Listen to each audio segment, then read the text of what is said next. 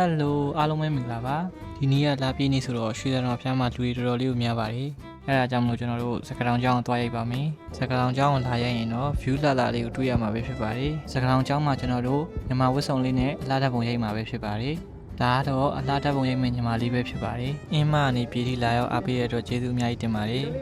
ကျွန်တော်တို့ lighting တွေဆင်ပြီးလို့အလင်းမောင်ချိန်ပြီးရင်တော့ဓာတ်ပုံစရိုက်ပါပြီထုံးစံအတိုင်း post လေးနည်းနည်းပါးပါးတင်ပါမယ်ကျွန်တော် post ကိုတော့ပုံသေးအတိုင်းမတင်ဘဲနဲ့ client ရဲ့ပေါ်ဘာလေးဖြစ်သွားအောင်ပဲတင်ပေးပါတယ်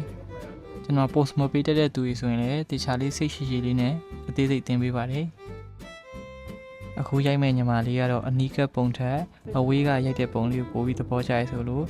အဝေးကနေပဲရိုက်ပေးမှာပဲဖြစ်ပါတယ်ဒီနေရာဆိုရင်နေရာအကွက်ကွက်လေးထားနေပါတယ်နေထိုးတာကောင်းပေမဲ့နေကွက်ရင်တော့ပုံပြင်းကတော်တော်လေးတိုင်ပတ်ပါတယ်အဲ့ဒါကြောင့်မလို့မော်ဒယ်ကိုစောပေါက်နဲ့မိုးပြီးတော့ရိုက်မှာပဲဖြစ်ပါတယ်အဲ့တော့ရိုက်ထားတဲ့ပုံလေးကိုတစ်ချက်ကြည့်လိုက်ပါ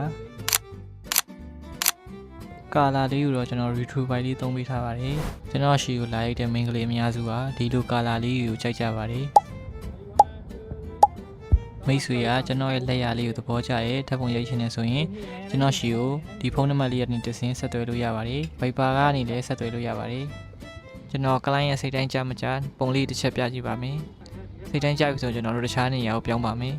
ပုံလေးတွေကိုလည်းမကြခင်ကျွန်တော်ရဲ့ Facebook page မှာတင်သွားပါမယ်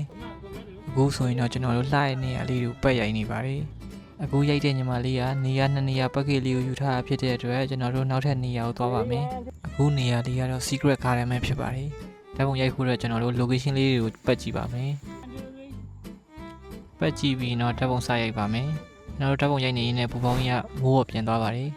နောက်ထပ်ဘော်တုံးအသစ်ဝယ်ပြီးတော့ရိုက်လိုက်ရပါတယ်အရင်ဆုံး post တွေပါတယ်တင်ပါမယ်မောင်ကနီးပြီဆိုတော့ကျွန်တော်တို့အမြန်တော့ရိုက်ရပါတယ်ပုံထွက်လေးတွေကိုတစ်ချက်ကြည့်ကြည့်လိုက်ပါ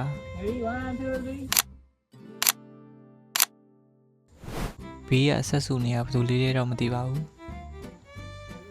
ကလိုင်းရဲ့ညီမလေးကအဝေးပုံလေးကြီးကြိုက်တာဖြစ်တဲ့အတွက်အဝေးကနေပဲအများစုရိုက်ပေးဖြစ်ပါတယ်ကျွန်တော်ရဲ့ vlog လေးကဒီတော့ပါပဲစောင့်ထိချီပြီးတဲ့အတွက်ကျေးဇူးအများကြီးတင်ပါတယ်နောက်ထပ် vlog တွေမှာပုံလှလှလေးနဲ့ပြန်တွေ့ပါမယ်ပုံလေးတွေကိုလည်းမကြခင်ကျွန်တော်ရဲ့ Facebook page မှာတင်ပေးသွားပါမယ်အားလုံးကကျမ်းမာရှင်လန်းပါစေတွင်း traveler တီတီရပါ